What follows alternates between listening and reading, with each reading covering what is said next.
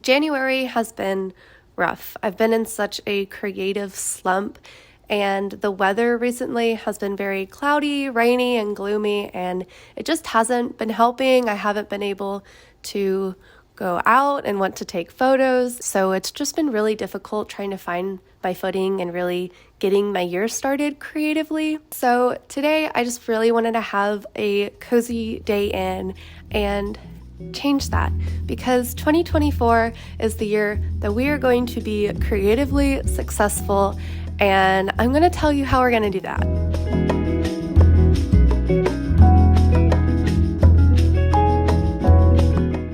My first method that I want to share with you on how we are going to be successful creatives in 2024 is by going through our affirmations. I feel like daily affirmations can be a little silly, but they work. And if they work, then why not be a little silly? So whenever you're feeling like you're comparing yourself to other artists, as we typically do on social media, and feeling really down about your work and feeling like it's not good enough, feeling that imposter syndrome, look in the mirror and tell yourself whatever affirmations you need to. You are a talented artist. You are so expressive, and by golly, you look good while you do it. Your expression knows no bounds. People adore what you make, and they cannot wait to see what you do next.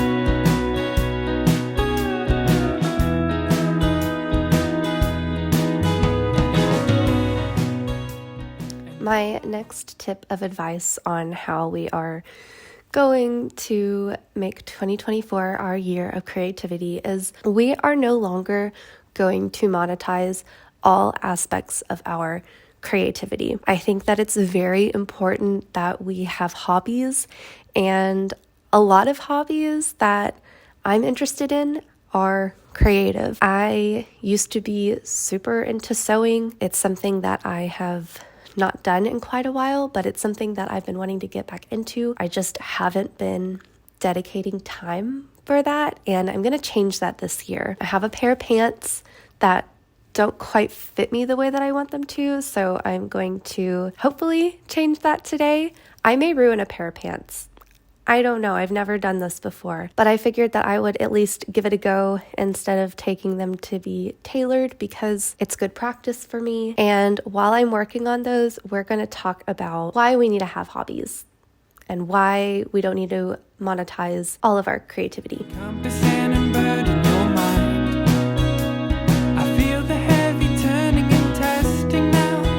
If you are like me and photography or your art of choice is part of your income, you know that sometimes it feels like more work than play. And so having other hobbies that are also creatively fulfilling, I find is very important, because it allows me to express myself in more ways than just personal work, which I love to do. But there's something that being a little selfish with creativity, with art, is also fulfilling in its own way. With our hobbies, I think that we should be a little selfish with them.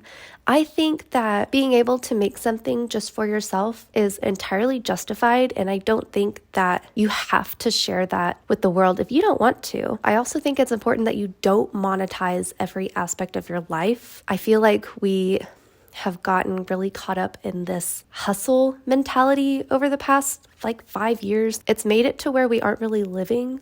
I so badly miss the days where I just did stuff for fun. I feel like I've kind of forgotten exactly what fun is outside of doing something that is fun, but with the hopes of eventually making money off of it. I miss just relaxing and doing something. I used to have craft days with friends, and I miss doing those, and I want to do those more often. And your hobby doesn't even have to be super creative. It could be something as simple as going roller skating, and then that's something that you can do with other people, and you can actually spend time with friends and bond and all that good things that we sometimes don't prioritize. There's also no stakes involved whenever you don't plan to monetize something. You don't have to worry about like, oh, I'm not going to be good enough to where like someone would charge me money for this. You're giving yourself permission to be bad at something because maybe you're learning a new skill. I want to eventually try my hand at knitting. I have tried to learn once many, many years ago and could not pick it up. I've been super inspired by all of the fiber artists that are out there, and I want to try making just a little rectangle. I don't even have super ambitions of like making a sweater. Like I just want to try and do the absolute fundamental, just like a long rectangle that could maybe be a scarf if it's good enough. It's okay if it's bad because it's just for me and I can be bad at it. I'm trying to learn a new skill. When you're learning a new skill that's completely new to you, like you're going to be bad at it at first, and that's okay. And maybe you're going to be bad at it the whole time. That's okay too. As long as you're having fun with it, like who cares? I just feel like whenever you monetize stuff that used to be fun that maybe just started out as a hobby and you did learn a new skill and you practiced and practiced because you were having fun with it, and then you got really, really good at it. And then someone was like, oh, can you make something for me? Like I'll pay you. Like suddenly it's not so fun. Keep a little bit of that for yourself. You don't have to monetize everything. It's fine. And then you don't even have the pressure of like, oh, I haven't sewed today, or, I didn't make a new garment this month. It's like, that's okay. You do it whenever you want to, and maybe you didn't feel like doing it this month. That's okay. And sometimes life gets in the way. Sometimes we just get too busy and we just don't have the time to do it, and that's understandable. We're very busy people. We work, we have, relationships that we have to nurture. Whenever you have your own alone time, find something to do. And it can be something that is not related to whatever you do for work. So my hobbies outside of photography are, I want to pick up roller skating again. I used to do that. There was like a spring where I was doing it so often and I had so much fun and it was so nice being outside. And now my best friend has skates. Sydney, I want to go skating with you. Spring and summer, we're going to go skating together because I so badly want to do that with you. I just want to have fun and I want to hang out with my friends and just like be creative, artsy people together. I just think that's so much fun. Whenever I was little, my best friend and I would go just like sketch. When our sisters had play dates, and the moms would talk, like we would just be sketching in our sketchbooks, and like there were no stakes involved. We were just bonding and having fun, and like I miss that so much. I want that feeling again, and I want you to have that feeling too, because you deserve to have so much fun in your life. I'm sure you're dying to see how my pants turned out, so I know I didn't show you before, but they didn't really fit before, which is why I didn't. They were too tight. I could not zip them up, but they're all right. They're not perfect. They look a little handmade, but they are fixed by me at home, so I'm not a perfect seamstress, nor am I a tailor, and that's okay. I'm happy to say that I was able to fix them myself and I didn't entirely ruin a pair of pants. It's also in the back, and frankly, that's none of my business. My last tip for how we're going to make 2024 our year of creativity is we are no longer going to be too shy and timid to talk about our work with others.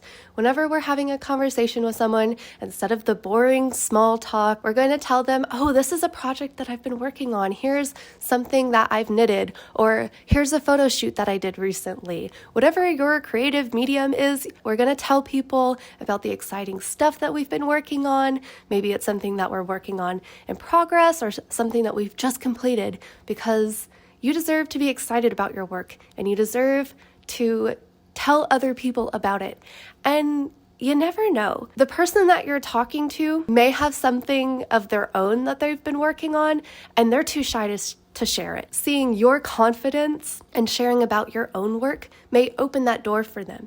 And now you have this actual fun conversation that's not just superficial small talk, gross. Now you can have this little bonding experience about art and what you've been working on. Or maybe they're looking for someone who has your skill set, or maybe they know someone who needs a photographer. And it doesn't have to be a business transaction. I don't like going into every conversation thinking that there's going to be a business transaction, but sometimes it's just fun to share your work because I don't think we do that enough. Sure, you can be posting on social media multiple times a week, but at some point it just kind of feels like you're shouting into a void on social media. And so getting to talk face to face with someone, it feels like an actual conversation instead of talking about work or school or whatever other boring conversation topics that we all loathe to talk about, but end up having to anyways. And it could be fun for the person that you're talking to because they get to talk to someone who is interesting and artistic, and that doesn't always happen. Usually when people find out that I do something artsy, they're very impressed and excited, and that makes me excited and less scared to talk about my own work. So don't be scared. Share your work with other people. All right, well, that just about does it for this video. I want to thank you so much for watching and just hanging out. I know this was a little different from what I usually do. It just feels appropriate. I've been a little sick and just in my creative slump at the beginning of the year. So I just want to thank you for hanging out. Thank you for watching. I hope that maybe something that I said in this video could resonate with you. If you would like to see more of my videos, don't forget to subscribe, leave a like, all that good YouTube jazz, and I will see you next time. Bye.